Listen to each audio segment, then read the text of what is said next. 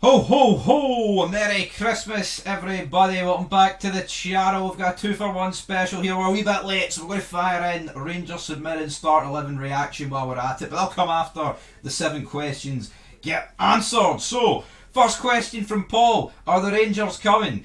No, not yet. That is it. We'll see after January 2nd. Rangers win that, goes to 6 points. Well, we need to win the next 2 games ahead of us, so if we can get the gap down to 6 points, then the door is left slightly ajar. But until then, the door is shut and there'll be no more talking on the matter. Big Boy says, Merry Christmas, Stevie, have a good one. Can't wait to watch your old firm review after the second. Hoping for a result. I'm hoping for a result. Praying emoji suggests that you're praying for a result. You never know. You just need strong referees in Glasgow, I'm hearing. Beer Guy, how would you book AEW if given control for one night? Well, how would I book AEW if I was given control for one night? I mean, it's a tough question, right? I mean, I don't want to dedicate too much to how would I book AEW because I feel like overall Fog Wrestling, shout out to Fog Wrestling, I could give that about 10, 20 minutes, but I'll wrap it up here in about 10 seconds. The show would begin, 100-man jobber battle royal, shoot fight, and whoever is the last man standing keeps their job. It's that simple. And then throughout the rest of the night, I'd promise. What else would I promise? I'd have something better than what they're putting on right now, man. The real killer behind Chris Benoit, then Vince McMahon can come out with the hood on like he did in '99 and say, "It was me, Benoit. It was me all along." And I can guarantee your ratings are going to go from the diddy numbers that they're doing right now right up to easy into the millions. Rab says, boys, any chance you could do a vote to see if everything's going to be alright? Was on it last night, was out of order. I've got the fear, man. Think I might be in the Motherwell Gazette. Rab is always in the Gazette. There is not a newspaper with his name not on it. But I checked, you're alright, son, so we'll put a photo up. We'll put a wee photo up for that soon. Do you have Islamic State? Do you have a steak pie at New Year's? I will have what's ever put in front of me. Caleb says, if we win on January 2nd, do you think we can still win the league? As I said earlier, if we get it to 6 points, i.e. by winning that game, the door is slightly ajar. And Mr. Baseman says, are you still going to be a miserable doomsdayer in 2025?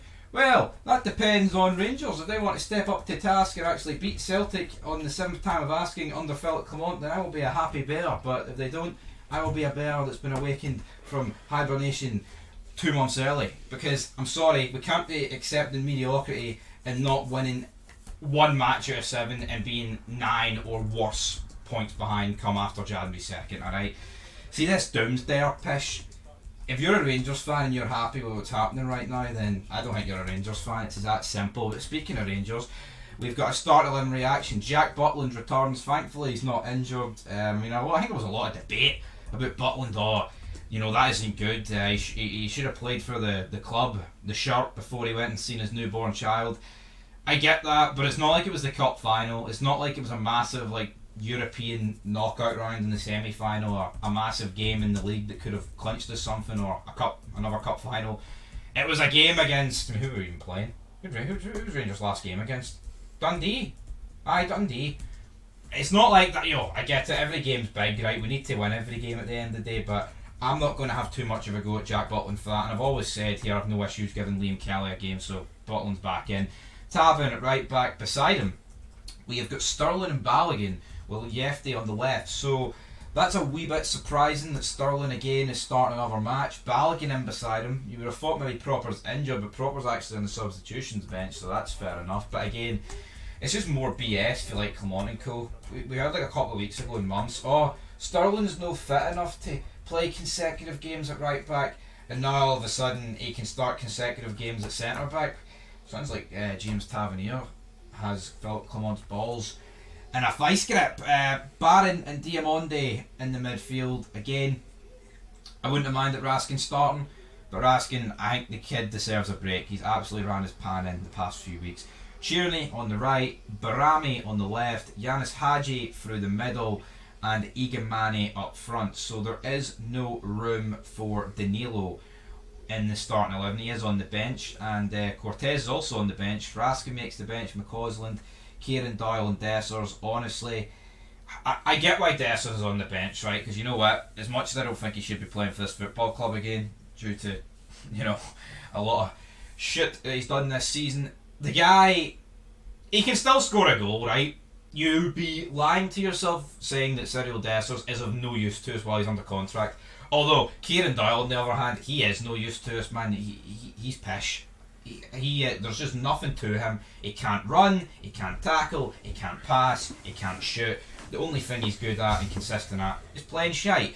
Honestly, I seen like a year ago, was on Christmas Eve last year or the 23rd, he scored a goal against Motherwell at Fir Park and Cantwell, and it's like, I remember last season he had like a 5-game spell where he was alright. I cannot believe how bad Kieran Doyle is at football, and I actually think it's disgusting that no one for the youth team is getting in over this guy.